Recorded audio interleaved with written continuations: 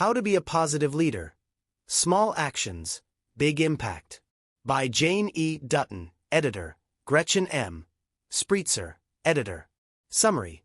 How to be a positive leader taps into the expertise of 17 leadership experts to show you how you can become a positive leader who empowers everyone around him, whether at work or at home, with small changes that compound into a big impact. The times of strict and intolerant leadership are over. Many employees won't accept the old top-down approach any longer and assert their right for proper work-life balance, be it in unions or by simply switching jobs, since by now many careers with attractive conditions are available. Some startups like Buffer or Zapier even run 100% remotely, meaning the entire team works from home, which can be anywhere in the world. More and more, the fact that we're all human seeps into companies and their culture, and that's fantastic. However, for many leaders, this requires a serious switch in how they interact with people. This is where Gretchen Spreitzer's How to Be a Positive Leader comes in, with plenty of small, actionable changes you can make to make sure you radiate positive energy and give power to those around you, whether you're a manager leading a team or not. These ideas are especially powerful for team leaders, but can also change the way you interact with your family and friends. Here are 3 great lessons from the book. Have more high-quality connections by giving people your full attention.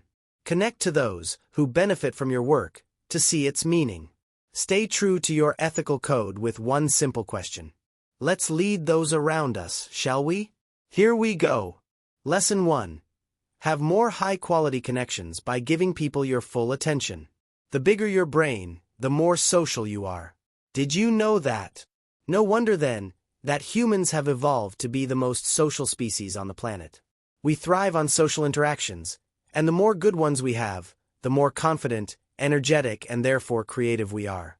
If your workplace is a hub of high-quality connections, exchanges between 2 people, where both of them leave feeling more energized, the business is likely to thrive, because people work at their best. For example, if you feel tired after lunch, but talk about yesterday's soccer game with a colleague who's equally passionate about it, that high-quality connection will give you more energy and make you feel better. Great companies try to maximize the number of these positive encounters to maximize their capacity to innovate. Google does this, for example, with a great, free cafeteria where people can hang out, eat well, and chat. To be a good leader, you should help others have more of these connections, starting with your own. How? Simple. The next time you talk to a coworker or family member, give them your full attention. Turn your phone silent, put it away, and just listen. Don't look at your computer or gaze out the window. Be all there. Really try to understand and be helpful. The difference will show. Lesson 2. Show yourself that your work has meaning by connecting with those who benefit from it. Nothing motivates us more than seeing the impact of our work. When you know that the work you do means something, that it changes people and helps them live better lives, you're much more excited to get out of bed in the morning.